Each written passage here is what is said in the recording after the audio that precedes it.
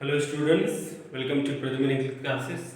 I am Pradhaman Kumar and today I am going to teach you figure of speech. This is the second part of figure of speech.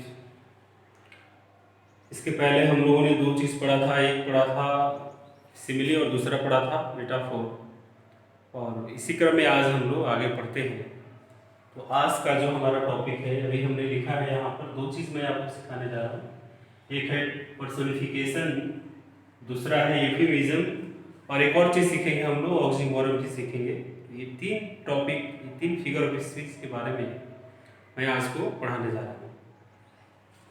सबसे पहले देखते हैं हम लोग ये personification क्या होता है।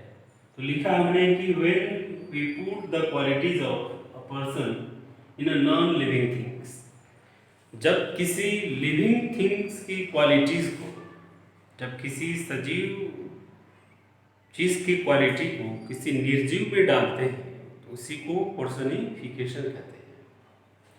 When we put the qualities of a person, जब किसी व्यक्ति की क्वालिटी को, इस चीज को ध्यान रखेंगे कि जब किसी व्यक्ति की क्वालिटी को, उसके गुण को किस में डालते हैं हम लोग, तो किसी नॉन लिविंग थिंग में डालते हैं। अब सवाल आता है कि क्या किसी व्यक्ति के गुण को किसी निर्जीव वस्तु में डाला जा सकता है? तो इसको हम लोग एग्जाम्पल से समझते हैं, बहुत आसान है ये। एक एग्जाम्पल हमने लिखा है कि the fire swallowed the whole forest. Swallow का मतलब होता है निगल जाना। अब इसका मतलब हुआ कि आग ने पूरी जंगल को निगल लिया, आग पूरी जंगल को निगल गया। तो क्या यह सुन के मतलब सच में ऐसा लगता है कि आग कहीं निगलने का काम करेगा? निगलना जब भी करेगा कोई लिविंग थिंग करेगा, आग तो नॉन लिविंग है, तो आग वाला कैसे किसी चीज को निगल लेगा? तो देखिए यहाँ पर निगलना जो काम है ये किसी पर्सन का काम है, और यहाँ पर आया किसके लिए है? तो फायर के लिए आया है। फायर नॉन लिविंग है और निगलना किसी लिविंग थिंग का काम है, किसी पर्सन का काम है। और इस क्वेश्चन में कह रहा है कि आग ने जंगल को निगल लिया। अब इस चीज पर हम लोग सोचते हैं, चर्चा करते हैं कि कैसे निगल गया। The fire swallowed the whole forest, इसका सेंस ये हुआ, मतलब ये हुआ कि आग ने पूरे जंगल को जलाकर क्या कर दिया? खत्म कर दिया, राख कर दिया। किसी भी चीज को जब आप निगल जाते हैं तो क्या हो जाता है? पूरी तरह से खत्म हो जाता है। तो जब आग लगी जंगल में, तो जंगल में आग क्या किया? पूरे जंगल को नष्ट कर दिया, तबाह कर दिया। इसलिए इसी सेंटेंस को कहने का एक तरीका है, ये अलंकार है, ये फिगर ऑफ स्पीच है। कहते हैं कि आग ने पूरे जंगल को निगल लिया, यानी पूरे जंगल को समाप्त कर दिया। दूसरा एग्जाम्पल हमारा है कि the whole town was sleeping, पूरा शहर सो रहा था। अब सोचिए कि भला शहर कैसे सो सकता है? सोने का काम, टाउन नॉन लिविंग थिंग है, टाउन कभी सोता है क्या? तो यहाँ पर सोने का सेंस ये है कि मतलब चारों तरफ सन्नाटा था। The whole town was sleeping means कहीं पे भी कोई शोरगुल नहीं थी, सभी लोग अपने घरों में थे, एकदम बिल्कुल शांत था। और जब हम लोग सोते हैं तो क्या होता है? कोई एक्टिविटी होती है, कोई हलचल होती है? नहीं होती है। तो चूंकि पूरा शहर शांत था, इसी को फिगर ऑफ स्पीच लगा करके, इस पर्सोनिफिकेशन को लगा करके हम लोग कहते हैं कि the whole town was sleeping, पूरा शहर सो रहा था। नेक्स्ट एग्जांपल है the stars were playing hide and seek with the clouds. Hide and seek का मतलब होता है एक गेम होता है जिसको हम लोग लुका छिपी कहते हैं। और इस सेंटेंस में कह रहा है कि जो तारे हैं, the stars were playing hide and seek, तारे क्या खेल रहे थे? लुका छिपी का खेल खेल रहे थे। किसके साथ खेल रहे थे? बादल के साथ खेल रहे थे। अब यहाँ पर स्टार्स जो है नॉन लिविंग है, और लुका छिपी खेलना ये जो है व्यक्ति खेलते हैं, बच्चे खेलते हैं, लोग खेलते हैं। मतलब तारे ये लुका छिपी कैसे खेल सकते हैं? तो इसका मतलब ये हुआ कि आसमान में जो बादल होता है, कभी तारे दिखाई देते थे और कभी बादल में छुप जाते थे। तो इसी को मतलब कभी दिखना और कभी छुप जाना, यहाँ पर ये फिगर ऑफ स्पीच लगा करके हमने कहा कि the stars were playing hide and seek. तो कुल मिला के आपको यही समझना है पर्सनिफिकेशन के बारे में कि जब भी किसी पर्सन की क्वालिटीज को, जब भी किसी व्यक्ति की क्वालिटीज को किसी नॉन लिविंग थिंग में डालते हैं कि उसको लाइवली बनाने के लिए, जिंदा बनाने के लिए, जीवित बनाने के लिए। जब किसी नॉन लिविंग थिंग में किसी पर्सन की क्वालिटी को डालेंगे तो उस फिगर ऑफ स्पीच का नाम क्या होगा? पर्सोनिफिकेशन होगा।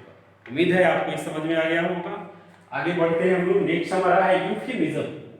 देखिए, यूफिमिज्म के बारे में कहा जाता है कि a way of speaking unpleasant things in a pleasant manner. Unpleasant मतलब जो आपको अच्छा नहीं लगे।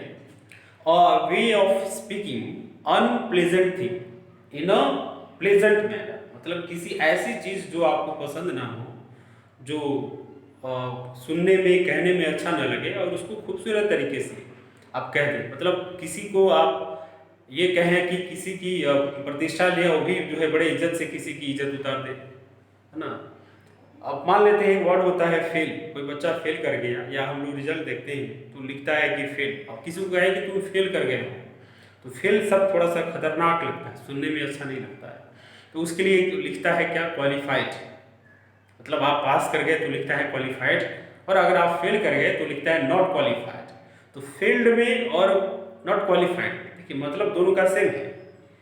मतलब सेम है कि आप पास नहीं कर सके, लेकिन आप किसी को फेल कहते हैं तो उसको एक तो कहने में भी अच्छा नहीं लगता और दूसरा उसको सुनने में भी अच्छा नहीं लगता। और आप जब कहते हैं कि नॉट क्वालिफाइड, तो बात वही हुआ, आप पास नहीं कर सके, लेकिन तरीका उसका थोड़ा सा बदल गया। एग्जाम्पल हमारा है, कहता है कि हिज ग्रैंडफादर डायड यस्टरडे। कल उसके दादाजी मर गए। अब डैड शब्द जो है, डैड मतलब मर जाना, कहें कि वो मर गया, तो यह सब सुन के थोड़ा सा अजीब लगता है, अच्छा नहीं लगता है। और एक और वर्ड इसके लिए हम लोग लगाते हैं पास अवे। पास अवे का मतलब होता है गुजर जाना। अब इसी सेंटेंस को हम कहें कि his grandfather pass away yesterday, कल उसके दादाजी गुजर गए।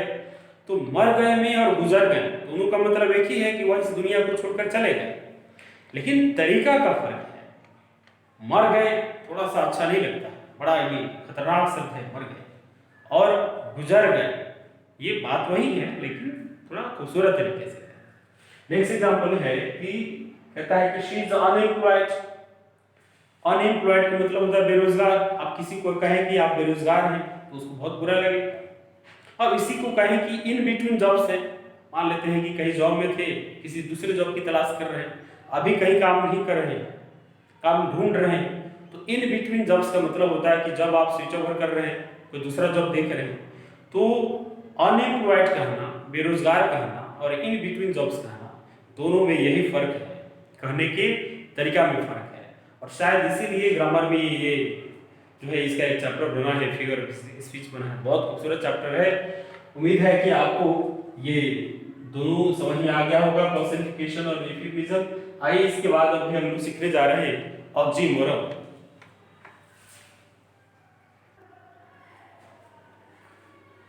आइए समझते हैं हम लोग ऑक्सीमोरन को। इसका डिफिनेशन मैंने दो डिफिनेशन लिखा है, गौर कीजिएगा। फर्स्ट है, कहता है कि speech in which two opposite word, two opposite ideas are joined to create an effect. मतलब एक ऐसा फिगर ऑफ स्पीच जिसमें दो अपोजिट वर्ड्स, इस चीज को आप थोड़ा सा यहाँ पर विशेष ध्यान दीजिए। कहता है कि when two opposite words, two opposite ideas, आप वर्ड्स कहें या आइडियाज कहें, are joined to create an effect। दो अपोजिट वर्ड को एक साथ जोड़ा जाता है, किस लिए? एक आइडिया क्रिएट करने के लिए। और दूसरा मैंने लिखा है कि a speech in which two words contradict each other। contradict का मतलब होता है कि उसका विरोध करना, उसके अपोजिट में होना।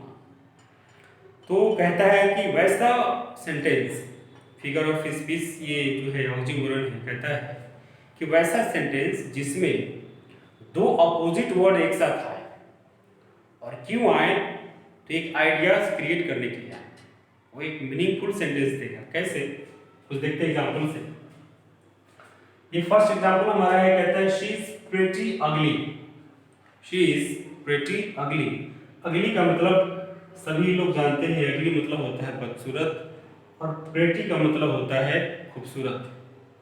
अब सोचिए कि क्या अगर अगली प्रिटी मतलब खूबसूरत और अगली मतलब बदसूरत, तो इसका मतलब क्या निकल रहा है कि शी इज प्रेटी अगली, यानी कि वह खूबसूरत तरीके से बदसूरत है।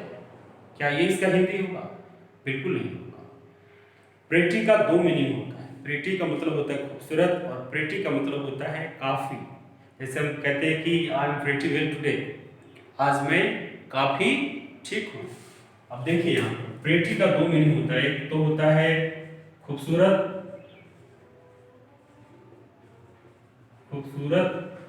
और दूसरा होता है काफी। यहाँ पर जो वर्ड, ये अपोजिट वर्ड है, यहाँ पर इसका मीनिंग खूबसूरत नहीं निकल करके क्या निकलेगा? काफी निकलेगा। शी इज प्रेटी अगली, यानी कि वह काफी बदसूरत है। He was found missing. अब देखिए एक तो कह रहा है कि फाउंड, फाउंड मतलब मिल गया, और मिसिंग, मिसिंग मतलब गायब।